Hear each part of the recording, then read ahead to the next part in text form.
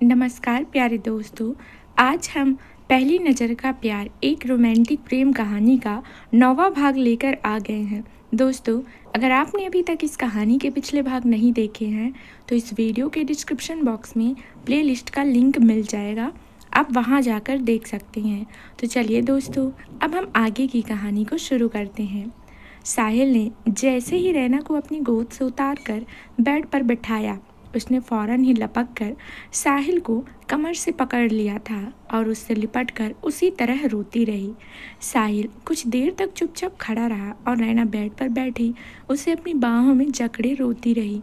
जब अचानक ही साहिल को जैसे गुस्सा आया था, उसने रैना के हाथों को पकड़कर अपने आप से दूर किया और फिर झल्लाहट में चिल्लाते हुए बोला, क्या हाँ, तुम चाहती क्या हो रैना? क्यों मुझे परेशान कर रही हो? मैंने तुम्हारा क्या बिगाड़ा है? आखिर क्या किया है मैंने ऐसा जो तुम मेरे साथ इस तरह से बिहेव करती हो? एक तो वैसे ही इतने दिनों से तुम मुझे तिल तिल कर मार रही हो। मैं चुप हूँ, पर इसका मतलब यह नहीं कि खुश हूँ रैना। रैना, तुम्हारा यह बर्ताव मुझे किस तरह से करोंद रहा है ये तो बस मैं ही जानता हूँ, पर क्या करूँ, मैं कुछ नहीं कर सकता।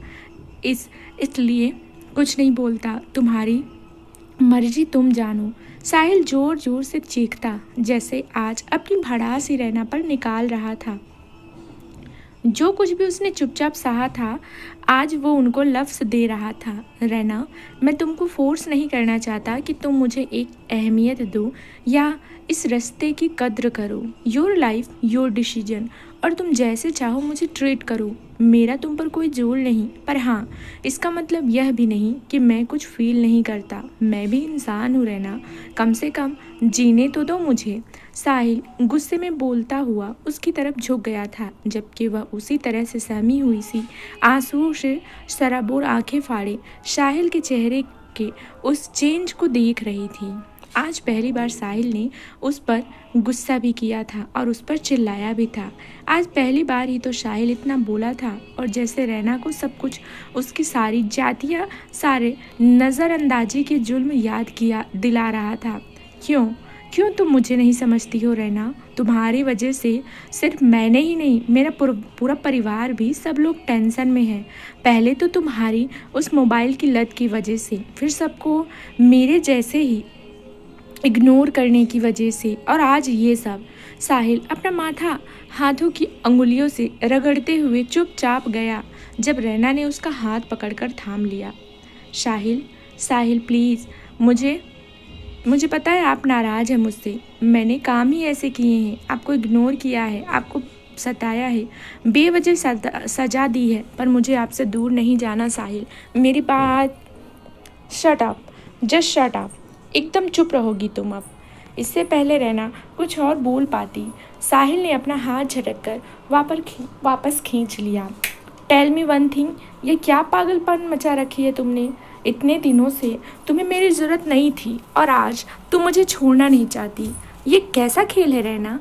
क्या चाहती हो तुम मुझसे? अगर छोड़ना है तो तुम मुझे छोड़कर जा सकती हो, मैं कुछ नहीं कहूँगा, पर बताओ तो सही। साहिल, नहीं नहीं नहीं साहिल, मैं आपसे दूर भला कैसे? रैना ने साहिल के बाजुओं को पकड़कर एक बार फिर से तड़पते हुए रोने लगी। साहिल, मैं भी आपसे प्यार, मैंने कहा चुप। साहिल उसके होठों पर अपनी उंगली रखे कड़े तेवर से कहा था, जिससे उसकी बात कट गई और वो साहिल की खून भरी आंखों को देखकर सहम उठी। मेरी गलती बस इतनी है कि मैंने तुमसे शादी की और तुमसे प्यार भी किया। उसकी सज़ा में तुम मुझे कितना रुला रही हो तुम्हें अंदाज़ा भी नहीं है। और आज तुम खुद इस तरह रो रो कर क्या साबित करना चाहती हो? साहिल ने उसका हाथ अपने बाजुओं से परे हटा दिया था तो उसने सिसक कर बस उसका नाम लिया। नीचे सब कितना परेशान है तुम्हारे इस ड्रामे से, पता है तुम्हें नहीं ना, पर मुझे पता है कि तुम बहुत खुश होगी, क्योंकि तुम्हें मुझको परेशान करने में मज़ा जो आता है और मेरी फैमिली को परेशान करना तुम्हें अच्छा लगता है ना? रैना, बोलो, क्यों कर रही हो यह सब तुम? अब तक तो तुम मुझे रुला रही थी और आज तुम खुद रो रही हो, जबकि तुम्हें पता है तुम्हारा यह रोना नीचे मेरे परिवार पर किस तरह आफत लेकर आया है। वह सब तुमसे प्यार करते हैं और उनके प्यार के बदले में तुम उन्हें ऐसे नहीं साहिल, मैं किसी को परेशान नहीं कर रही। मुझे पता है मेरी वजह से आप बहुत ज़्यादा टेंशन में रहे हैं आजकल, क्योंकि मैंने इतना रूडली बिहेव भी किया है आपके साथ। साहिल के चुप होते ही रैना को जैसे मौका मिला था बोलने का, तो वो जल्दी जल्दी बिना सांस लिए बोलती रही। साहिल, मुझे आपकी चुप्पी में छिपी नाराज़गी समझ आती है, पर फिर भी मैंने जानबूझकर आपको शायद साहिल, मुझे माफ़ कर दीजिए। मुझे अपने आप से दूर मत कीजिए। रैना ने जल्दी से साहिल के दोनों हाथों को पकड़कर अपने सीने से लगा लिया था। साहिल, मैं आपसे दूर नहीं जाना चाहती, कभी नहीं। यह क्या पागलपन है? दूर दूर मत करो। मैं तुम्हें कब अपने आप से दूर कर रहा हूँ? जब से आई हो बस एक ही रट लगा रखी है। सब पूछ रहे हैं, कुछ बताती क्यों नहीं? बताओ मुझे क्या हुआ है? क्यों रो रही हो? या फिर ड्रामा कर रही हो मुझे परेशान करने का? तुम्हारा यह कोई नया तरीका है? कुछ नहीं, नहीं, नहीं, कुछ नहीं हुआ है। साहिल ने पूछा था तो रैना को रंस का मिसबिहेव याद आ गया और कपकपा गई। मैं ठीक हूँ, कुछ नहीं हुआ है साहिल। जब कुछ नहीं है तो फिर रो क्यों रही हो? मैं तुम्हें पागल लगता हूँ क्या, जो मेरा मजाक उड़ा रही हो तुम? साहिल ने अपने सामने बैठी रैना को एकदम से पकड़कर झटकते हुए पीछे धकेला था, तो वो बेख्तियार बेसुध सी होकर बेड पर लेटती सी ही गिर गई। साहिल, साहिल, मुझे आपसे इससे पहले वो कुछ और बोल सकती कि वो जो बेड पर सीधी पड़ी थी। साहिल फौरन उसके ऊपर आ गया था और उसके हाथों के पंजों की कोमल उंगलियों में अपने हाथ की उंगलियां फंसाते हुए उसके चेहरे के सामने अपना चेहरा कर लिया। क्या चाहिए तुम्हें? बताओ, क्यों परेशान कर रही हो मुझे?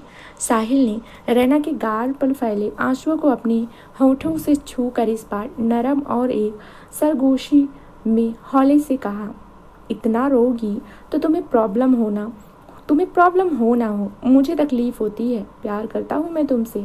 तुम्हें मैं अपने घर रुलाने के लिए नहीं लाया हूँ। शादी वाले दिन ही प्रॉमिस किया था खुद से कि तुम्हारी आंखों का काजल कभी बिगड़ने नहीं दूंगा। साहिल, आप मुझसे नाराज हो ना? हूँ नहीं हूँ। रैना की बात काटते हुए साहिल ने मदहोशी भरी आवाज़ में बेहद आहिस्तागी से कहा और रैना के होठों पर अपने होंठ रखकर धीरे धीरे एक खुमारी से उसके होठों को अपने होठों से सहलाने लगा। रैना की आंखें बंद हो गई थी, जबकि साहिल ने अब उसके ठंडे पड़े मुलायम सुर्ख होठों को अपने सुलगते गर्म होठों से सख्त गिरफ्त में लिए शिद्दत से चूमने लगा। साहिल की छुअन से रैना पिघलने लगी थी और वह भी धीरे धीरे मदहोश होती हुई साहिल में खुद को समाने लगी थी। साहिल ने उसके हाथों में अपने हाथ उलझा रखे थे और फिर वह उसके होठों से होता हुआ उसकी गर्दन पर आया था। रैना आंखें मूंदे साहिल को महसूस कर रही थी और जैसे ही साहिल ने उसके हाथ छोड़कर उसका चेहरा अपने हथेलियों में लिया और उसके गले में अपने होंठ रख दिए, रैना ने फौरन ही अपने हाथ साहिल की पीठ पर जमा दिए थे और उसे सख्ती से कसकर पकड़ लिया। दोनों पर इश्क की खुमारी छाई थी और साहिल जो रैना के ऊपर था वो कभी उसके होठों को तो कभी उसके गले पर झुका उसे दीवानों की तरह चूमता जा रहा था। रैना की ही नहीं, साहिल की भी आंखें बंद थीं, पर साहिल रैना के चेहरे को महसूस करता हुआ उसके पूरे चेहरे पर अपने होठों की छुअन की छाप छोड़ता हुआ पूरी तरह से रैना को अपने आगोश में भर लिया। और रैना जो अभी तक सिसक रही थी, साहिल की करीबी से उसने भी अपने आप को एक ढीला हल्का फुल्का छोड़ दिया, जैसे खुद को साहिल को सौंपा हो। रैना साहिल के पीठ पर अपनी बाहें डाले वह भी साहिल का साथ देने लगी और जब साहिल की करीबी उस पर पूरी तरह हावी हुई तो उसने साहिल पर से हाथ हटाकर बेड सीट को मुट्ठियों से कसकर पकड़ लिया था। साहिल ने रैना के होठों से आकर उसके गले को चूमते हुए जैसे ही उसे अपने दांतों से बाइट किया, रैना कसमसा गई थी और जैसे ही उसके होठों से आह निकली कि साहिल ने दोबारा उसके होठों को अपने होठों से बंद कर लिया था। दोनों एक दूसरे की खुमारी में खोए रहे और रैना ने आज पहली बार खुद को साहिल के हवाले कर ही दिया था और खुद साहिल भी रैना पर पूरी तरह हावी हो चुका था। साहिल ने जैसे ही रैना के होठों को छोड़ा कि रैना ने आंखें खोल दी थी और साहिल के उस पर से उठने से पहले ही उसे वापस पकड़कर अपने ऊपर ही खींच लिया और उसके सीने से लगकर सिमट गई। जाने कितना वक्त बीता था और दोनों ही एक दूसरे में मदहोश होकर नींद की आगोश में खोते चले गए। रैना की जब नींद खुली तो शाम के 5 बज रहे थे। वो उसी तरह कुछ देर तक ख्यालों में खोई बेड पर सीधी लेटी रही। उसकी नज़र सामने लगी दीवार की घड़ी पर थी, जबकि वहीं साहिल भी उसी के पास लेटा हुआ था और वो रैना की गर्दन में अपना एक हाथ फंसाए उसके चेहरे से अपना चेहरा जोड़ी बेखबर सा सो रहा था। रैना कुछ देर तक यूं ही उसी तरह लेटी रही और वह जैसे कुछ याद करने की कोशिश कर रही थी। कैसे आज साहिल उसके करीब आया था, आज पहली बार साहिल ने उसे छुआ था। रैना ने धीरे से साहिल का हाथ अपने गले से निकालकर अलग किया और धीरे धीरे उठकर बाथरूम की ओर चली गई। जाते हुए उसने कई बार मुड़कर साहिल की तरफ देखा था, जो बेड पर औंधा लेटा दुनिया से बेखबर गहरी नींद में था। रैना ने बाथरूम में आकर शावर ऑन किया और उसके नीचे खड़ी हो गई। उसकी आंखों से आंसू बहने लगे थे और वह एक बार फिर से टूट कर रोने लगी। वो अपना आपा खो बैठी थी और शावर के नीचे खड़ी सिसक सिसक कर रो रही थी। जब उसकी आवाज़ बाथरूम से बाहर साहिल के कानों में पड़ी तो वह, जो नींद से अभी अभी जागा था, रैना की रोने की आवाज़ सुनकर बाथरूम के दरवाजे पर आ गया। रैना, क्या हुआ? तुम रो क्यों रही हो? रैना, तुम फिर से रोने लगी। साहिल ने दरवाज़ा थपथपाया और रैना को आवाज़ देता रहा। रैना, क्या हुआ है? चुप हो जाओ यार, प्लीज़। कितना रोगी? मैंने कुछ नहीं किया है रैना, सुनो तो। साहिल ने दरवाजे को झटका दिया तो वह खुल गया और जहाँ सामने रैना भीगी हुई खड़ी थी। क्या मैं पूछ सकता हूँ रैना, तुम क्यों रो रही हो? जबकि मैं तुम्हें पहले ही बता चुका हूँ कि तुम्हारे रोने से तुम्हें प्रॉब्लम हो ना हो, पर मुझे। आप आ जाओ यहाँ से, आप जाओ यहाँ से, मैं ठीक हूँ। वो इससे पहले अपनी बात पूरी कर पाती, रैना ने तुरंत उसके सामने आते हुए कहा, आई एम फाइन। देखो रैना, अगर तुम्हें मेरी वजह से गुस्सा आ रहा है तो मैं तुम्हें बता दूं कि मेरी गलती नहीं है। मैं शायद थोड़ा सा बहक गया था और लेकिन रैना, लेकिन क्या? आपने किया ना वही जो आपने चाहा। रैना ने साहिल की बात काट कर कहा, आपकी मर्जी से आपने मेरे साथ सब कुछ किया। साहिल, क्या किया मैंने? मैं बोल रहा हूँ ना, मैं बस थोड़ा सा बहक गया था।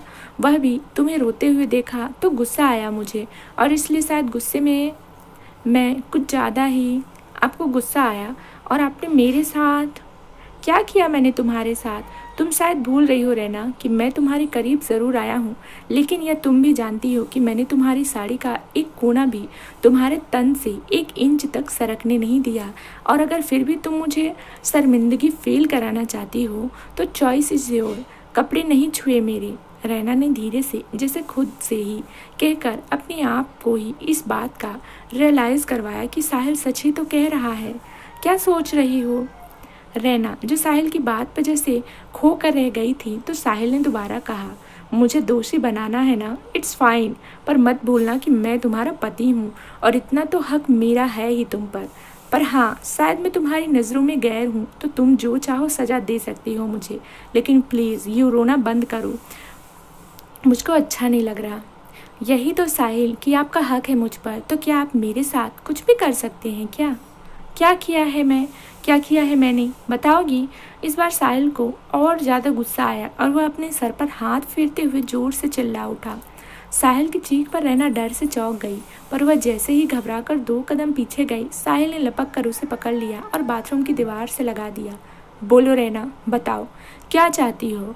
लिसन, तुम्हें जो भी कहना है साफ साफ कह सकती हो। मेरी गलती है, मैं गिल्टी फील कर रहा हूँ अब। और इससे पहले साहिल कुछ और बोल पाता, रैना ने फ़ौरन ही उसके होठों पर अपने होठों रख दिए, जबकि साहिल की आंखें हैरत के मारे जैसे फटी की फटी रह गई थी। वह अपने सामने दीवार देखता रहा, जबकि रैना उसी दीवार से टेक लगाई खड़ी उसकी गर्दन में हाथ डाले उसके होठों को जैसे शिद्दत की प्यास से चूमती रही और फिर से एक झटके से साहिल को अपने आप से अलग किया। उस वक्त मैं भी आपसे कुछ कहना चाह रही थी, कुछ कहा था जो मैं आज आपको बता देना चाहती थी, पर आपने मेरी सुनी ही नहीं, खुद बोलते रहे और मुझे चुप करा दिया। अब मैं आपकी क्यों सुनूं? रैना ने साहिल की आंखों में आंखें डालते हुए कहा। रैना, उसके लिए मैं गिल्टी फील कर रहा हूँ। I am sorry, please. Raina ने साहिल को कमर से पकड़कर इतनी जोर धक्का दिया था कि साहिल कई कदम पीछे जाकर रुका था। जाइए यहाँ से, प्लीज़ चले जाइए, मुझे आपसे इस वक्त कोई बात नहीं करनी है साहिल। रैना ने गुस्से में रोते हुए अपना मुंह फेर लिया था तो साहिल भी झल्लाहट में गुस्से से बाथरूम से बाहर निकल गया और कमरे से बाहर नीचे लिविंग में चला गया, जबकि रैना ने एक बार फिर से बाथरूम का दरवाजा बंद कर लिया और उसी तरह सिसक सिसक कर रोती रही। कई घंटे बाद जब रैना तैयार होकर आंसू पोंछते हुए और खुद को संभाल कर नीचे आई तो साहिल वहीं सामने लिविंग में बैठा था। उसके साथ ही उसके जूनियर कशिश और रेहान भी थे और साहिल उन दोनों से किसी केस के बारे में डिस्कस कर रहा था। रैना जब आखिरी सीढ़ी पर आई तो रिमझिम हाथ में चाय की ट्रे लिए उसके सामने आई। अरे भाभी, आप ठीक हैं? ठीक तो है ना? क्या हुआ था आपको? रिमझिम ने फिक्रमंदी से पूछा। आप क्यों इतना टेंशन में थी भाभी? कहाँ? नहीं तो कुछ नहीं, ऐसे ही, रैना ने उसे टालते हुए कहा था। अरे ऐसे कैसे कुछ नहीं? आपको पता है आप कितना रो रही थी? वह तो अच्छा हुआ साहिल भाई आज घर पर ही थे, नहीं तो हमें तो लगा था कि हम आपको संभाल ही नहीं पाएंगे। आप इतना ज़्यादा। क्या हुआ था आपको भाभी? नहीं रिमझिम, कुछ नहीं, बस यूं ही थोड़ा मन भर आया। रैना ने जबरदस्ती की मुस्कान होठों पर सजाते हुए रिमझिम का गाल प्यार से थपथपाया। तुम जाओ, मैं ठीक हूँ। आर यू श्योर भाभी? हाँ रिमझिम, तुम मेरी इतनी फिक्र क्यों करती हो?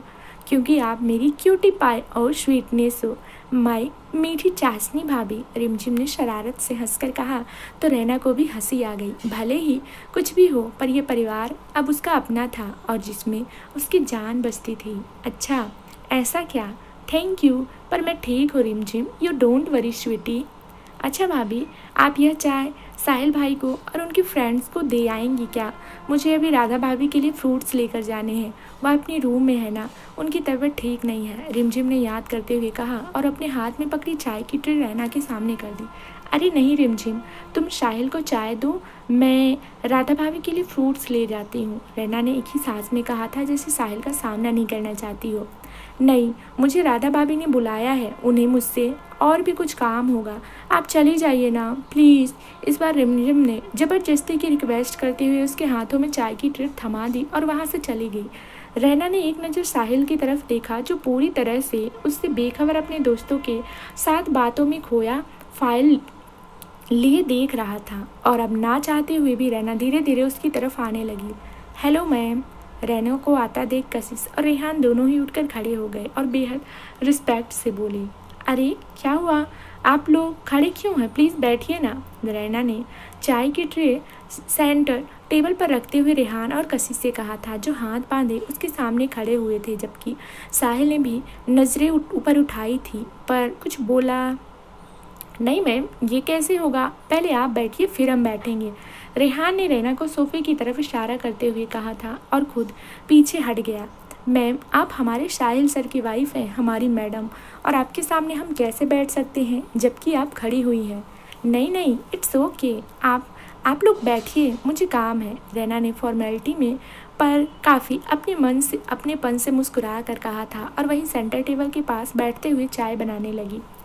मैम आप रहने दीजिए, हम कर लेंगे, इस बार कशिश ने कहा था और साहिल की तरफ देखते हुए रैना के करीब चली आई जो साहिल को इग्नोर किए हुई थी। मैम आप हमारे लिए चाय बनाएं, ये अच्छा नहीं लगेगा, प्लीज़। नहीं, आप लोग बैठिए, आप हमारे मेहमान हैं और हाँ, I am not your madam, my name is Raina, आप लोग भी मेरा नाम ही ले सकते हैं प्लीज़। रैना ने एक नज़र साहिल को देखा जो चुपचाप हाथ बांधे होठों पर उंगली रखे काफ़ी इम्तिनान से बैठा हुआ था, जैसे वहाँ था ही नहीं। नहीं मैम, हम आपका नाम कैसे ले सकते हैं, हमारे इतने बड़े सीनियर साहिल सर की वाइफ हैं आप हमारी मैडम हैं और हम आपको भला। रेहान की आवाज़ में रिस्पेक्ट और घबराहट दोनों शामिल थी। वह कशिश की तरफ देख रहा था और कशिश उसकी ओर। मैम हम आपको हमारी भाभी कह सकते हैं क्या? रैना की बात रेहान और कशिश दोनों को परेशान कर गई थी तो कशिश ने धीरे से पूछा और साहिल की तरफ देखने लगी। जब साहिल ने उन दोनों को इशारा किया तो वह दोनों वापस अपनी जगह पर बैठ गए और रैना बिना कुछ बोले उनके लिए चाय बनाने लगी। रैना तुम रहने दो, जस्ट गो। रैना ने अभी चाय की प्याली में पानी डाला था जब साहिल ने रैना की तरफ देखते हुए जाने क्यों? पर अचानक एकदम से ही कहा था, रैना तुम जाओ यहाँ से अभी। लेकिन मैं चाय बना देती हूँ ना, आप लोगों की। रैना ने साहिल की तरफ नॉर्मली देखते हुए कहा था। वह भले ही कहीं और खोई हुई थी, लेकिन इस वक्त रेहान और कशिश के सामने बिल्कुल नॉर्मल थी और काफ़ी कंफर्टेबल भी रही। रैना, मैंने कहा ना तुम जाओ। साहिल ने इस बार भी उसी तरह बिना किसी तवज्जो और उसी रौब से कहा तो रैना किचन में चली गई और उसके जाते ही वह तीनों फिर से अपने काम में लग गए थे। हाँ, पता नहीं खुद को समझते क्या हैं। अगर गुस्सा आए तो डांट लिया करें और जो भी हो कह दें। यूँ चुप रहने का क्या मतलब है? चुप रहकर तो इनका गुस्सा और भी भयानक हो जाता है। शायद इनको किसी ने बताया नहीं होगा कभी। रैना किचन में काम करते हुए बड़बड़ाए जा रही थी और जैसे ही वह फ्रिज से कुछ निकालने के लिए पीछे पलटी, सामने खड़े साहिल को देखकर उछल गई। आ, आ, आ, आप यहाँ? आप तो क्या बड़बड़ा रही थी? कुछ भी तो नहीं। मुझे ही कोस रही हो, है ना? ना ना नहीं तो मैं तो बस यूं ही। वैसे तुमने जो भी अभी अभी कहा मैंने सब सुना। हाँ, वह मैं तो बस। साहिल की नज़रों में कुछ ऐसा था कि रैना बोलते बोलते एकदम से ही चुप होकर रह गई। साहिल 2 पल अपने सामने खड़ी उस नाजुक सी लड़की को एकटक निहारता रहा और फिर अपने गले में पड़ा शॉल निकाल कर उससे रैना को चारों तरफ से लपेट दिया। अरे या आप मुझे क्यों? आई नो कि मैंने दोपहर में तुम्हें कुछ ज़्यादा ही करीब कर लिया अपनी, लेकिन इसका मतलब यह नहीं कि तुम मेरी गलती दुनिया भर को दिखाती फिरो। साहिल ने काफ़ी सीरियसली उसी तरह चेहरे पर बेभाव के सपाट लहजे से कहा जो रैना को जरा भी समझ नहीं आया और वो बस साहिल को देखती रही। अपनी गर्दन का ये एक निशान नहीं छुपा सकती हो तुम? मतलब मैं कुछ समझी नहीं। साहिल क्या हुआ? मैं तो। रैना ने कट कर बोलते हुए साहिल को सवालिया नज़रों से देखा तो साहिल ने अपने मोबाइल का कैमरा ओपन करके फ़ोन की स्क्रीन उसके सामने कर दी। तुम्हारे गले पर मेरी बाइट के इस निशान की बात कर रहा हूँ मैं, और इसलिए तुम्हें वहाँ कशिश और रेहान के सामने से वापस भेज दिया क्योंकि यह निशान साफ झलक रहा था तुम्हारी गर्दन पर, जिसे तुम अपने बालों से या शॉल वगैरह से ढक सकती थी। लेकिन तुम क्यों? साहिल की आवाज़ में गुस्से से ज़्यादा एटीट्यूड भरा था। तुम तो मुझे गिल्टी फील कराने के लिए ही सब कर रही हो ना? नहीं साहिल, मैंने ध्यान नहीं दिया या देख कर भी अनदेखा कर गई। साहिल उसकी बात काटता हुआ जल्दी से बोला, पर अब मैं सॉरी नहीं बोलूँगा। तुम अच्छे से जानती हो कि मेरी गलती नहीं है। मैं तो बस मैं रो रही थी तो मुझे चुप कराने के लिए आपको कुछ और नहीं सूझा जो आपने मेरे साथ कितना। रैना ने आंखें नीचे करते हुए कहा तो साहिल ने और 2 कदम उसके सामने आकर उसकी आंखों में आंखें डालते हुए पूछा, बोलो कितना? मैंने क्या किया और कितना किया है बताओगी मुझे? अगर मैं बहक गया था तो तुम भी तो मेरा साथ दे रही थी ना। तुम पीछे हट सकती थी, लेकिन तुमने भी मुझे नहीं रोका। मेरी बात सुनो रैना, अगर मेरा इरादा गलत होता तो मैं तुम्हारे साथ सब कुछ भी कर सकता था, क्योंकि मेरा तुम पर हक भी है और अब तो मेरे पास मौका भी था जब तुम मेरी बाहों में सिमट चुकी थी पूरी तरह। लेकिन फिर भी मैंने अपने आप को संभाला और यह तुम भी जानती हो। मैंने तुमको बस। साहिल हटिए। साहिल पूरी तरह से रैना के करीब, मानो उस पर छाया खड़ा था। जब रैना को अपनी नज़रों में अफसोस और दुख फील हुआ तो अपनी झेप मिटाने को धीरे से बोली थी, मैंने आपको कुछ कहा क्या? और कहना भी मत। वैसे भी अपनी आंखों का काजल तुमने खुद रो कर बिगाड़ा था और लिपस्टिक मैंने, पर मैंने इससे ज़्यादा कुछ नहीं किया। साहिल ने फिक्र और गुस्से भरी आवाज़ में अपने एक एक लफ्ज़ को रैना को समझाते हुए एहसास दिला कर कहा था और चुपचाप किचन से बाहर चला गया, जबकि रैना वहीं ज़मीन पर दीवार के सहारे टेक लगाए बैठ गई। रैना का दिल उसको ही झकझोर कर रह गया था कि आखिर क्या गलत किया है साहिल ने। सच ही तो कह रहा है, वो उसका हक है तुझ पर रैना, पर फिर भी उसने तेरे कपड़ों पर दाग नहीं लगने दिया। और क्या उसकी वफा का इम्तहान लेगी तू? वह तेरे साथ कुछ भी कर सकता है, लेकिन फिर भी वह हमेशा अपनी लिमिट में रहता है। कभी तुझे तेरी मर्जी के खिलाफ उसने छुआ तक नहीं, जबकि तू खुद उस पर इतनी जातियाँ करती है। रैना का दिमाग घूम गया था और वो सर पकड़े सब सोचती रही। रैना, वो तुझसे प्यार करता है, वो खुद कह गया है पर तू ना बोल पाई। वह चुप रहता है, तुम्हारे हर जुल्म को चुपचाप सह रहा है। और अगर वह आज थोड़ा सा तेरे करीब हो भी आया तो क्या गलत हुआ? क्यों उसे उसकी नज़रों में गिरा रही है? क्यों उसे शर्मिंदगी फील करा रही है? रैना का दिल रैना को कचोटने लगा और उसकी आत्मा उसे समझा कम धिक्कार ज़्यादा रही थी, जैसे सच्चाई का आईना दिखा रही थी। साहिल का नाम लेकर उसके दिल के तड़पते ही उसकी आंखों से बेशुमार आंसू झलक आए थे। साहिल जो शाम को ही रेहान और कशिश के साथ घर से निकल गया था, वह रात भरे भी घर वापस नहीं आया। घर में सबको पता था कि साहिल की तो यही ड्यूटी है, वह अक्सर घर से ऐसे ही कई दिनों तक गायब रहता है। इसलिए किसी ने भी उसको घर में ना पाकर उसके बारे में कुछ नहीं पूछा और ना ही इस बात की ज़्यादा परवाह ही रही किसी को कि वह अब तक घर क्यों नहीं लौटा। लेकिन रैना का दिल कहीं ना कहीं बैठा जा रहा था। आज उसे रह रहकर साहिल की याद आ रही थी। किचन से डाइनिंग टेबल तक खाने की डिशेस लाकर लगाते हुए रैना के मन में बस साहिल के ही ख्याल आ रहे थे और बार बार उसकी नज़रें घर के दरवाजे की ओर उठ जाती, लेकिन साहिल नहीं आया था और ना ही आया। क्या हुआ रैना, तुम बार बार दरवाजे पर क्या देख रही हो बेटा? रेखा ने रैना के हाथ से खाने की डिश लेते हुए पूछा। कोई आने वाला है क्या? कुछ नहीं मम्मी, रैना ने डाइनिंग टेबल की तरफ आते हुए कहा, जहाँ सब लोग पहले ही आकर बैठ चुके थे। ऐसे कैसे कुछ नहीं, दोपहर से देख रही हूँ तुम आज कहीं खोई खोई सी हो। तुम्हारी तबीयत तो ठीक है ना बेटा? अब जी मम्मी मैं ठीक हूँ, रैना ने दरवाजे की तरफ देखते हुए रेखा से कहा।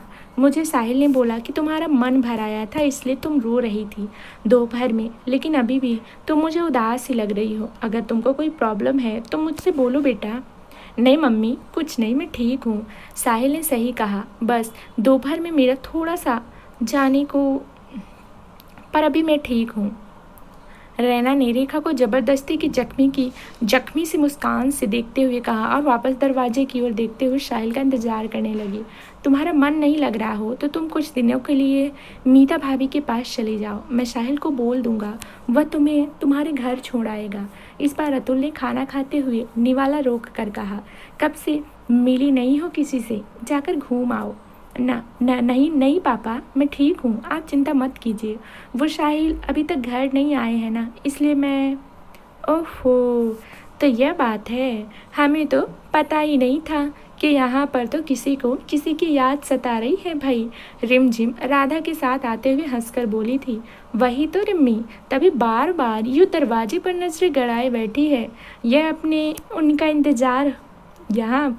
उनका इंतजार हो रहा है। राधा ने रिमझिम से हाई फाई लेते हुए कहा तो सब हंस दिए और रिमझिम रैना की तरफ आ गई। अरे मम्मी, आप क्यों बार बार पूछती रहती हैं इनसे कुछ भी, और क्यों इन्हें राज अंकल के घर जाना होगा जब साहिल भाई यहाँ है? अरे भाई, मेरी भाभी जी को साहिल भाई की परवाह है, इसलिए इन्हें चैन नहीं आ रहा उनके बगैर, और आप लोग हैं कि फालतू में डिस्टर्ब कर रहे हैं।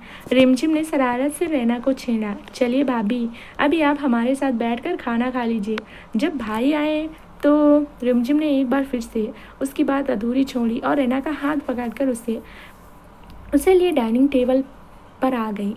रैना रात को सोने आई तो उसे नींद नहीं आ रही थी। उसे बस रह रहकर साहिल की याद आ रही थी, क्योंकि उसे तो पता ही था कि आज साहिल ड्यूटी की वजह से घर से गायब नहीं है, बल्कि कहीं ना कहीं साहिल उसके रूड बिहेवियर से हर्ट हुआ है। अभी रैना मिरर के सामने बैठी साहिल के ख्यालों में खोई हुई थी जब उसका फ़ोन रिंग हुआ। नंबर देखा तो रंस का था, जिसे देखते ही रैना की आंखों में वही घबराहट और तलखी आ गई थी और उसने फ़ोन कट कर दिया। नहीं रंस, तुम जो चाहते हो वो नहीं होगा, रैना खुद से ही बोली थी और उसका फ़ोन बार बार बस बजे ही जा रहा था, क्योंकि उधर से रंस को चैन नहीं था। शायद वह रैना से बात करने के लिए बेकरार होने लगा था। रैना सर पकड़े बैठी थी और उधर से रंस कॉल पर कॉल करता रहा। जब रैना इरिटेट हो गई तो गुस्से से झल्लाते हुए आखिर उसने कॉल पिक कर ही लिया। हाँ बोलो, क्यों मुझे तंग कर रहे हो? तुम प्लीज़ मुझे जीने दो, मैं बहुत परेशान हूँ। और क्या हुआ रैना, तुम ठीक तो हो ना बेटा?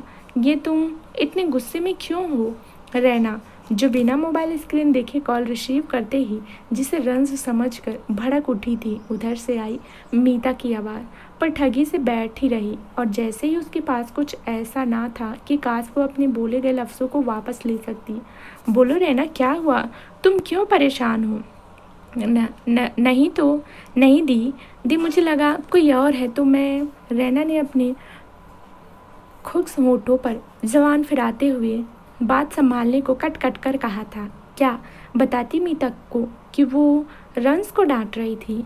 कोई और होगा मतलब तुमको कोई फ़ोन करके तंग कर रहा है क्या, जो तुमने मेरा फ़ोन किसी और का समझकर? मीता ने सवालिया लहजे से बात अधूरी छोड़ी थी। नहीं दीदी, वो सब रॉन्ग नंबर होते हैं ना। ओह अच्छा, कोई बात नहीं। हाँ दीदी। दीदी आप कैसी हैं? मीता ने इम्तिनान पर रैना ने भी सुकून की सांस लेते हुए बात बदल कर पूछा था। आपने इस टाइम कॉल किया? मैं ठीक हूँ, तुम बताओ कैसी हो और साहिल कैसा है? यहाँ भी सब ठीक है दीदी। मीता के फ़ोन कॉल से रैना सब कुछ भुला बैठी, वो जो अभी रंस और साहिल में उलझी हुई थी। अच्छा तो क्या सोचा है फिर तुमने? किस बारे में दीदी? रैना पूरी तरह अनजान होते हुए मीता से बोली। अरे वही जो मैंने तुमसे कहा था। तो बोलो, तुम मेरे साथ गांव चल रही हो कि नहीं? देखो अगर साहिल घर पर हैं तो उनसे बात कर लो ताकि हम सुबह ही गांव के लिए निकल सकें। वैसे मैं ही चली जाती और भाभी से बात कर लेती, पर वहाँ तुम्हारा होना ज़रूरी है तो मैंने सोचा।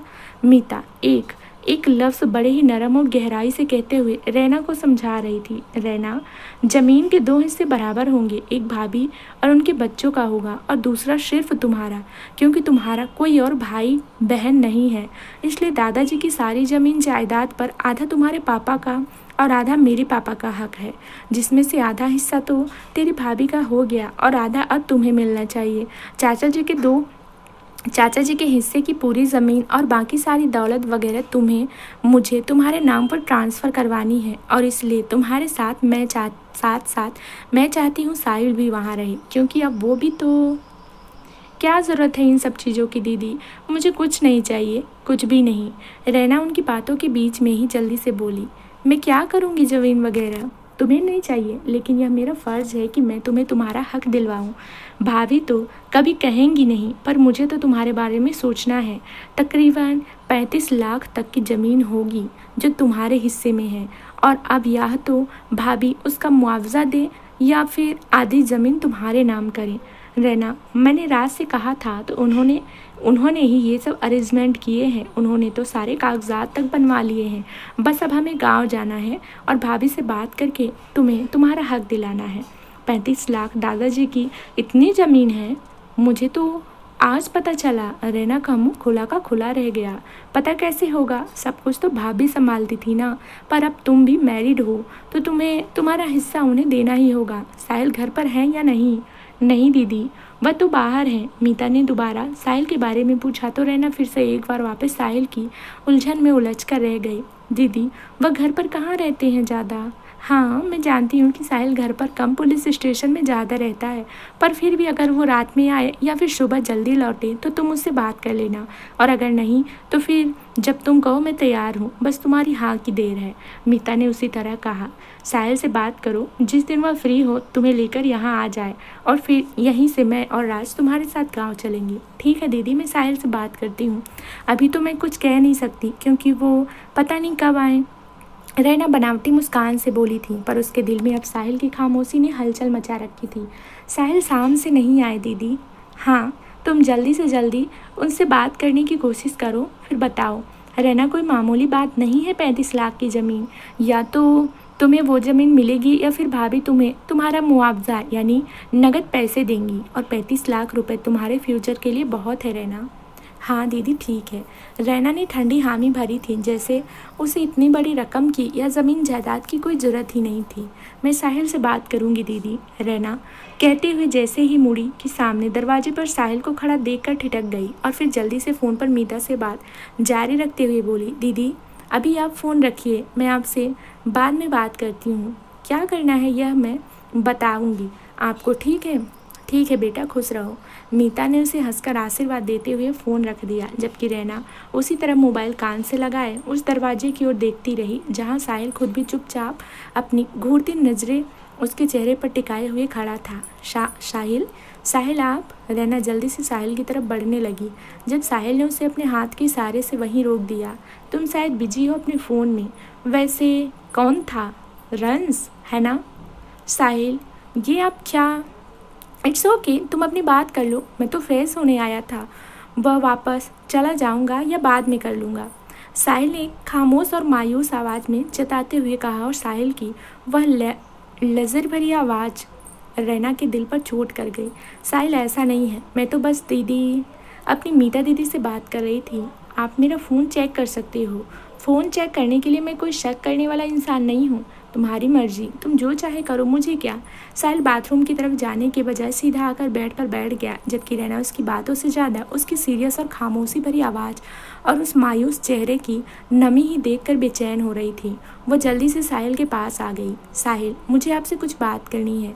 वह मीता दीदी ने कहा है कि मुझे नींद आ रही है, साहिल ने रैना की बात काटते हुए सपाट लहजे में बोला और ब्लैंकेट पैरों पर डालता हुआ लेट गया। साहिल, प्लीज़, मुझे आपसे इम्पोर्टेंट बात करनी है, प्लीज़। लेकिन मुझे कोई बात नहीं करनी है। साहिल, अगर आप मुझसे गुस्सा हैं तो मुझे डांट दीजिए, पर इस तरह करेंगे तो। रैना ने कहते ही साहिल की तरफ देखा, पर साहिल बिना किसी रिएक्ट के उसी तरह चुपचाप सीधा लेटा रहा। अच्छा, मैं आपके लिए खाना लगा दूँ? नो थैंक्स, मुझे भूख भी नहीं है, बस सोने दो, मैं नींद का तरसा हुआ हूँ, मुझे और कुछ नहीं चाहिए। साहिल, मीता दीदी ने फ़ोन किया था, उन्होंने कहा है कि हमें गांव जाना होगा। अगर वह मेरे हिस्से की गांव वाली ज़मीन जायदाद मेरे नाम करवाना चाहती हैं। अगर आप सुबह फ्री हैं तो हम सुबह ही निकल सकते हैं गांव के लिए, और अगर आप फ्री नहीं हैं तो फिर जब भी आपको टाइम मिले आप मुझे बता देना, मैं दीदी को कॉल कर दूंगी, क्योंकि उन्हें कुछ तो जवाब देना ही पड़ेगा। रैना ने सब जल्दी जल्दी बिना सांस लिए कहना शुरू किया था और बोलती ही गई। जब साहिल की तरफ देखा तो उसकी आधी अधूरी बात उसके होठों तक आते आते ही अटक कर रह गई, क्योंकि साहिल वाकई सो चुका था और शायद उसने अब तक रैना ने जितना भी कुछ कहा था वह सुना भी होगा या नहीं। साहिल, साहिल, रैना ने धीरे से उसको आवाज़ दी थी, लेकिन साहिल बिना किसी हरकत के चुपचाप खामोश लेटा रहा। उसकी आंखें बंद थीं और वह शायद अब गहरी नींद में ही था। उफ, सो गए, बात तो कर लेते। साहिल, मुझसे मैं क्या कहना चाह रही थी, रैना ने अपने आप से ही कहा और बेड की दूसरी तरफ से घूमकर अपनी साइड पर आकर लेट गई। रैना ने साहिल की तरफ करवट ली तो उसे बेखबर सोता हुआ पाया। उस वक्त साहिल के चेहरे पर ना तो दर्द की जगह थी और ना ही कोई गुस्सा या कोई खामोशी से झलकता उसका दुख कुछ भी नहीं दिख रहा था, सिवाय एक प्यारी सी मासूमियत के। साहिल सोता हुआ दुनिया जहाँ से बेखबर, चेहरे पर एक प्यारी सी खामोशी और बेफिक्री का अंदाज लिए गहरी नींद में था, और सोता हुआ चेहरे पर प्यारा सा खुमार लिए साहिल रैना को उस वक्त अपने दिल में उतरता हुआ सा महसूस होने लगा। रैना ने धीरे से साहिल का हाथ पकड़कर उसे अपने सीने से लगा लिया। साहिल गहरी नींद में था, इसलिए उसे कुछ भी अंदाज़ा नहीं हुआ, और रैना साहिल के हाथ के पंजे में अपने दोनों हाथों की उंगलियां फंसाए उसे अपने चेहरे से लगाए सोने की कोशिश करने लगी। रात बीत रही थी और साहिल तो सो ही चुका था, पर रैना की आंखों से नींद गायब थी। वह बार बार इधर से उधर करवटें बदल रही थी। जब नींद नहीं आई तो धीरे से उठकर बालकनी की तरफ चली गई। खिड़कियों के पर्दे हटाए तो चांदनी रात की हल्की सी रोशनी छनकर कमरे में आने लगी। आज सर्दी में कोहरे की जगह चांद रात थी, जिसकी रोशनी खिड़कियों से आकर साहिल के चेहरे पर पड़ी, जिससे वह कशमशा गया और दूसरी तरफ करवट बदल कर फिर से सो गया। रैना ने जल्दी से खिड़कियों पर कर्टन डाला और वापस बेड की तरफ आ गई। बेड पर लेटते ही उसने फिर से बेचैनी से करवटें बदलनी शुरू कर दी। जाने क्यों, पर आज उसकी आंखों से नींद कोसों दूर लग रही थी। रैना को ऐसा लग रहा था जैसे वह अभी सो कर जगी हो, या फिर कुछ बेचैनी है जो उसके दिल में अटक कर रह गई है और जो उसकी आंखों से नींद को जुदा कर गई है। रैना ने धीरे से सर उठाकर साहिल की तरफ देखा, जो दूसरी ओर करवट लिए सो रहा था। वो आहिस्ता से उठकर उसके पास आई और साहिल का हाथ पकड़कर हिला दिया, तो साहिल नींद में ही वापस सीधा होकर लेट गया। साहिल की कसक मसाते ही रैना भी फौरन आंखें मूंद कर चुप्पी साधे लेट गई थी, ताकि साहिल उसकी चोरी ना पकड़ सके। साहिल बिना आँख खोले या किसी ओर देखे वैसे ही सोता रहा, जिसका अंदाजा होते ही रैना एक बार फिर से उठ बैठी और साहिल को सीधा लेटा हुआ बेफिक्र सोता पाकर उसके चेहरे पर मुस्कान आ गई, जैसे वह यही तो चाहती थी। रैना ने जल्दी से साहिल के दोनों हाथों पर अपने हाथ रख दिए और उसकी दोनों आंखों को बारी बारी से आहिस्ता आहिस्ता चूम लिया। फिर माथे पर हवा से खेल रहे उसके सूखे सुनहरे चमकते बालों को धीरे से उसके माथे से हटाया और नरमी से अपने सुर्ख ठंडे होठों को उसके माथे पर रख दिए थे। साहिल को चूमते ही रैना के चेहरे पर एक अजीब सी मुस्कान और हया की लाली आ गई। होंठ लाल सुर्ख होने लगे और चेहरा साहिल के चेहरे के एकदम सामने लिए वह काफ़ी देर तक बस उसको ही देखती रही। फिर धीरे से उसके पास से हटी और आकर अपनी जगह पर लेट गई। क्या मैं पूछ सकता हूँ, यह तुम्हारा इतना सारा प्यार आज इस वक्त मुझ पर क्यों लुटाया जा रहा है भला? रैना अभी ब्लैंकेट खुद पर डाल ही रही थी और लेटने की तैयारी में थी जब साहिल ने बिना आंखें खोले और बिना उसकी तरफ मुड़े काफ़ी इम्तिनान से कहा तो वह जैसे चौंक कर सहम गई। वह जल्दी से साहिल की तरफ पलटी। आप जाग रहे हैं? मेरे सवाल का जवाब यह नहीं है। साहिल ने इस बार उसकी तरफ पलटते हुए अपनी नींद से ओझल हुई अधखुली आंखों से उसको देखा। पहले मैंने जो पूछा है वह बताओ, क्या देख रही हो इस वक्त? इस वक्त तुम्हें मुझ पर इतना प्यार आ रहा है, या मेरे सोने के बाद तुम हमेशा मेरे साथ ऐसा ही करती हो? क्यों क्यों? मेरी मर्जी, मुझे प्यार आ रहा है तो मैं लुटा रही हूँ। आपसे मतलब? रैना ने बिना कुछ सोचे फौरन ही चेहरे पर एक एटीट्यूड लाते हुए कहा, पर आवाज़ में झेप साफ थी और बनावटी कॉन्फिडेंस से वह बस साहिल को घूर रही थी, जिस पर साहिल भी उसे यूं ही चुप देखे गया। और हाँ, मैं हमेशा ऐसा नहीं करती हूँ, जब मेरा मन होता है तब करती हूँ और जब होगा फिर करूँगी। My choice. जिसे तुमने अभी अभी इतना चोरी से चूमा है वह मेरा फेस है, तो मतलब भी मुझको ही होना है ना। मेरा चेहरा है और मेरी मर्जी के खिलाफ तुम नहीं छू सकती। साहिल ने आंखें छोटी करते हुए उसको गहरी नज़रों से देख कर कहा। किसने कहा नहीं छू सकती? मेरी मर्जी में कुछ भी करूं। आपको इससे क्या? जब मैंने आपसे बोला कि मुझे आपसे बात करनी है तो आपको नहीं सुनना था और सो गए। तो अभी इस वक्त मुझे सोना है, इसलिए मुझे भी आपकी कोई बात नहीं सुननी है। गुड नाइट, मुझे सोने दीजिए। रैना को जाने क्यों मज़ा आ रहा था साहिल को इस वक्त परेशान करने में, और वह सब कुछ भूलाए बस साहिल को तंग किए जा रही थी। रैना अपनी जगह पर जैसे ही लेटने लगी, साहिल ने उसका हाथ पकड़कर खींच लिया और एक ही सांस में बिना आंख झपकाए उसको जो झटका दिया वह बेड पर लड़खड़ा गई। रैना के बेड पर गिरते ही साहिल उसके ऊपर आ गया। क्या मैं जान सकता हूँ इस वक्त तुम्हारा ये कौन सा मन है जो तुम्हें मेरे साथ मनमर्जी करने के लिए उकसा रहा है? मैंने क्या किया है? मैंने तो आपको छुआ भी नहीं। रैना ने अपने इर्द गिर्द बेड पर फैले साहिल के दोनों हाथों की तरफ देखा और फिर उसका चेहरा जो पूरी तरह से उसके चेहरे के एकदम करीब झुका हुआ था। क्या किया है मैंने? कुछ भी तो नहीं। अच्छा, इसका मतलब तुम झूठ भी बोलने लगी हो? साहिल ने कहा। क्यों? जब आप सोने का नाटक कर सकते हैं तो मैं झूठ क्यों नहीं बोल सकती? पर मैं तुम्हारी तरह किसी को हर्ट नहीं करता, ना ही किसी की खामोशी का फ़ायदा उठाते हुए उसे।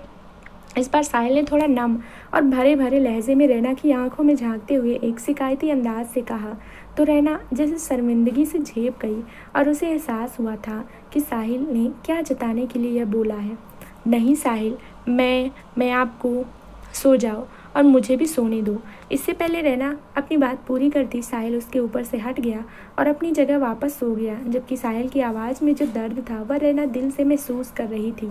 उसकी आंखों से एक बार फिर से नींद गायब हो चुकी थी और करवटें बदलती रही। सभी कहते हैं लोग लड़कियों को कोई नहीं समझ सकता, और जब ये बीवी बन जाती हैं तो और भी डेंजर हो जाती हैं। बचना खुद ही चाहिए हमें इनसे। साहिल ने दिल ही दिल में सोचा था। साहिल वाकई नींद का तरसा था और वह तुरंत सो गया, और खुद रैना भी कुछ देर तक जागती बेचैन होती रही। फिर कई कोशिशों के बाद वो भी सो गई। सुबह जब रैना की नींद खुली तो काफ़ी लेट हो गया था, क्योंकि रात भर जागने की वजह से उसे थोड़ी सी नींद आई थी और जिस वजह से उसे वक्त का पता ही नहीं चला। उसने बेड की दूसरी तरफ देखा तो साहिल शायद नीचे जा चुका था और अब रैना को और ज़्यादा घबराहट हो गई। वह जल्दी जल्दी उठी और फ़ौरन ही बाथरूम में घुस गई। रैना बिना सांस लिए कमरे में इधर उधर दौड़ते हुए जल्दी जल्दी तैयार हो रही थी और फिर कमरे से बाहर आ गई। जब वह नीचे आई तो सब डाइनिंग टेबल पर ब्रेकफास्ट कर रहे थे। इसका मतलब था कि ज़्यादा लेट नहीं हुआ है। रैना ने अपने दिल पर हाथ रखते हुए खुद को थोड़ी सी राहत दिलाई थी और आगे बढ़ गई। साहिल भी वहीं बैठा सबके साथ नाश्ता कर रहा था। उसने नज़र उठाकर रैना की तरफ देखा तो आते हुए खुद भी उसे ही देख रही थी। जैसे ही दोनों की नज़रें मिली, रैना ने जल्दी से सर झुका लिया। वहीं साहिल खुद भी वापस अपने नाश्ते पर झुक गया। क्या बात है भाभी, आज आप फिर से लेट हो गई? माय गॉड, कितना सोती हैं आप, मुझे तो समझ नहीं आता। रिमझिम ने नैना के गले लगते हुए प्यार और अपनेपन से उसके सर पर चूम लिया था। भाभी, लगता है रात भर नींद नहीं आती क्या आप? क्या बात है, रात में आप नहीं सोती या फिर साहिल भाई सोने नहीं देते? रिमझिम प्लीज़ चुप कर तू पागल। रैना ने रिमझिम को बनावटी गुस्से और डांट भरी नज़रों से देखा था तो वह खिलखिलाकर हंस दी। ओह सॉरी, मैं तो मजाक कर रही थी। चलिए जल्दी से आप भी नाश्ता कर लीजिए, मैं अभी राधा भाभी को बुला कर लाती हूँ, रिमझिम ने हाथ खड़े करते हुए कहा और वहाँ से चली गई। जबकि रैना किचन में आ गई और खुद मेड के साथ मिलकर नाश्ता टेबल पर लगाने लगी। मम्मी, आज फिर से मीता दीदी का कॉल आया था, उन्होंने मुझे गांव जाने के लिए बोला है। आपको बताया था ना मैंने। रैना रेखा की तरफ आते हुए उन्हें याद दिलाते हुए बोली। अरे हाँ, मीता भाभी का मुझे भी कॉल आया है। रैना, मैं भूल गई थी बेटा। साहिल, तुम आज फ्री हो क्या? जाओ रैना को इसके घर से घुमा लाओ, देखो शायद इसे वहाँ कुछ काम है।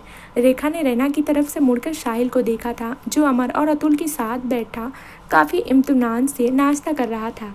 मीता भाभी इसे गांव ले जाना चाहती है, तुम उनसे बात कर लो जाकर, या फिर आज उनके साथ तुम भी गांव ही जाकर हो आओ।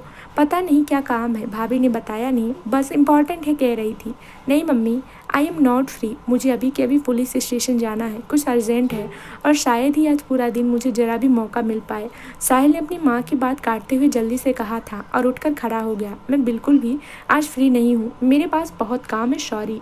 साहिल, हमेशा तो तुम बिजी रहते हो, थोड़ा वक्त अपनी बीवी के लिए भी निकाला करो। इसे क्या चाहिए, कहाँ जाना है, सब तुमको ही देखना है। साहिल, अब तुम अकेले नहीं हो बेटा, शादीशुदा हो और तुम्हारी लाइफ और वक्त में रहना का भी हक है। अपना कुछ बिजी वक्त इसको भी दिया करो। जाओ इसे लेकर जाओ। बीवी तो वैसे भी दुनिया जहाँ में घूम सकती हैं, कुछ भी करती रहती है, वो भी अकेली। फिर मेरा क्या काम मम्मी? साहिल ने कहा। ज़रूर रेखा से था, लेकिन वह देख सिर्फ रहना को रहा था। साहिल भी वो गमज़दा पर तंजिया और गुस्सैल नज़रें भले ही कोई नहीं समझा था, लेकिन रैना ज़रूर समझी थी और खुद भी दर्द से सिहर गई। यह क्या बात हुई साहिल? वह तुम्हारे साथ जाना चाहती है तो लेकर आओ ना, क्या प्रॉब्लम है? इस बार अतुल ने अपनी रौकदार आवाज़ में साहिल से कहा तो वह जल्दी से आपे में आया और नॉर्मल होता हुआ बाबा बोला, पापा मेरे पास बहुत सा काम है, आज मैं बिल्कुल भी कहीं नहीं जा सकता, किसी और दिन देखा जाएगा। किसी दिन नहीं, आज ही करो, नहीं तो कल तो ज़रूर टाइम निकाल लेना तुम अपना, और जल्द से जल्द रहना का जो भी काम है पहले वो करवाना, क्योंकि यह भी तो तुम्हारी लाइफ का हिस्सा है, मत भूलो। अतुल ने कहा और उठकर चले गए, उनके पीछे ही अमर भी, जबकि साहिल अब क्या ही बोलता। अब तो कोई फंस गया भाई। रैना ने साहिल को छेड़ने को उसकी बगल से निकलते हुए हंसकर कहा तो साहिल तब उठा, पर कुछ बोलता इससे पहले ही उसकी नज़र रिमझिम पर पड़ी। भाई, आज आप मुझे कॉलेज ड्रॉप कर देंगे क्या प्लीज़? रिमझिम अपना बैग और हाथ में कई सारी किताबें लिए वहीं चली गई। साहिल भाई, मेरा कॉलेज आपके पुलिस स्टेशन के रास्ते में ही तो पड़ता है, प्लीज़ ड्रॉप कर दीजिए ना मुझे। क्यों, आज कुछ स्पेशल है क्या? साहिल, जो रैना को घूर रहा था और रैना उस पर हंसकर उसका मजाक बना रही थी, जिससे साहिल झल्ला गया था और उसी इरिटेशन में रिमझिम को देखा। क्यों ड्रॉप करूं मैं तुम्हें? ओह गॉड साहिल भाई प्लीज़, आपसे तो कभी भी कुछ भी बोलो तो जब तक ज़रूरी ना हो या फिर इम्पोर्टेंट ना हो तो आपको करना ही नहीं होता। रिमझिम ने मुंह टेढ़ा करते हुए कहा था तो साहिल पिघल गया। अच्छा ठीक है चलो, यह इतना गंदा सा मुंह बनाने की ज़रूरत नहीं है। साहिल रिमझिम के कंधे पर हाथ रखकर उससे बातें करते हुए वहाँ से चला गया था, जबकि रैना चुपचाप खड़ी रह गई, जैसे उसके पास कुछ बोलने को ना हो। रैना, तुम टेंशन मत लो बेटा, अभी साहिल के पास वाकई टाइम नहीं होगा, नहीं तो वह तुम्हें इनकार नहीं करता। मैं बोलूँगी उसे तुम्हें मीता भाभी के घर ले जाने के लिए, तुम बिल्कुल भी चिंता मत करो। रेखा रैना के सर पर प्यार से हाथ फेरते हुए उसे समझाने लगी थी। यह तुम्हारे चेहरे पर इतनी उदासी अच्छी नहीं लगती बच्चा, हंसती हुई तुम बहुत प्यारी लगती हो। चलो अब आओ यहाँ बैठो मेरे पास। रेखा ने रैना का हाथ पकड़कर उसे वहीं कुर्सी पर अपने बराबर के बैठा लिया था और उसका चेहरा अपने हाथ में लेकर प्यार से बोली, मम्मी आप बहुत अच्छी हैं। रेखा के प्यार पर रैना की आंखें नम हो गई तो उसने उसके कंधे पर सर रख दिया। थैंक्स मम्मी, मुझे इतना प्यार करने के लिए। अरे पागल हो क्या, तुम भी तो मेरी बेटी हो रैना। रैना, साहिल हमेशा से ऐसे ही रहा है बेटा, इसी वजह से तो मुझे इतनी ज़्यादा फिक्र होती है। ये ज़्यादा बोलता नहीं, चुप रहता है और अंदर ही अंदर सहता रहता है। कोई भी प्रॉब्लम हो, कुछ भी हो, यह अपने तक ही रखता है, कभी किसी से शेयर नहीं करता। ये इसके दिल में कितना भी दर्द हो, चेहरे पर हमेशा स्माइल ही बनी रहती है और इसकी नॉटी हरकतों और नॉटी फेस से सबको लगता है यह खुश है। लेकिन मैं इसकी माँ हूँ और मुझे पता होता है कब साहिल खुश है और कब टेंशन में। रैना, क्या तुम मुझे एक बात बताओगी? जी मम्मी। मम्मी पूछिए। रेखा के कहने पर रैना शक पका गई थी। रैना, तुम्हारे और साहिल के बीच में सब ठीक तो है ना? जी जी जी मम्मी। आप ऐसा क्यों पूछ रहे हैं? रैना ने जल्दी से सर उठाकर रेखा को देखा था, जो बड़े ही उम्मीदों से उसे देख रही थी। नहीं, बस ऐसे ही पूछा। भगवान करे तुम दोनों का रिश्ता हमेशा बरकरार रहे और तुम दोनों हमेशा हमेशा खुश रहो। मेरी तो बस यही दुआ है, रेखा ने रैना के सर पर हाथ रखते हुए अपने पन से कहा था और उसे एक बार फिर से अपने कांधे से लगा लिया। इधर साहिल और रिमझिम गाड़ी में थे और साहिल, जो ड्राइव करते हुए रैना के कल रात वाले ख्वाबों में खोया हुआ था, उसके दिल में हल्की हल्की सी गुदगुदी हो रही थी, जो चेहरे पर मुस्कान के रूप में झलकने भी लगी थी जब एकदम ही रिमझिम के फ़ोन की रिंग बज उठी, जिससे वह अपने ख्यालों से बाहर आया। और इससे पहले रिमझिम फ़ोन उठा पाती, उस पर सागर का नंबर देखकर साहिल ने मोबाइल उसके हाथ से ले लिया। कौन है रिमझिम? ये तो सागर है, ये तुम्हें कॉल क्यों कर रहा है? साहिल ने रिमझिम की तरफ देखते हुए सवाल किया था, जो पहले ही घबराई हुई थी। नहीं नहीं भाई, कुछ नहीं, बस यूँ ही, शायद इनको कुछ काम होगा, तो मैं बात कर लेती हूँ। रिमझिम ने साहिल से अपना फ़ोन लेना चाहा, पर साहिल तब तक फ़ोन रिसीव करके अपनी कान से लगा चुका था और रिमझिम की सिट्टी पिट्टी गुम थी, क्योंकि उसे तो पता ही था कि फ़ोन रिसीव हुआ है तो उधर से सागर क्या बोलने वाला है। वह हमेशा ही फ़ोन के पिक होते ही रिमझिम पर प्यार और मिसेस की बारिश कर देता था, और आज भी अगर उसने कुछ ऐसा ही किया तो साहिल को पता चल जाएगा कि सागर और रिमझिम का रिश्ता क्या है। यही सब सोचकर रिमझिम के पैरों तले ज़मीन खिसक गई और चेहरे का रंग उड़ने लगा था। तो दोस्तों, आगे अब क्या होने वाला है, ये जानने के लिए इस कहानी का अगला भाग ज़रूर सुने, जो जल्द ही इस चैनल पर प्रसारित कर दिया जाएगा। दोस्तों, उम्मीद करती हूँ हमारी आज की कहानी आपको पसंद आई होगी।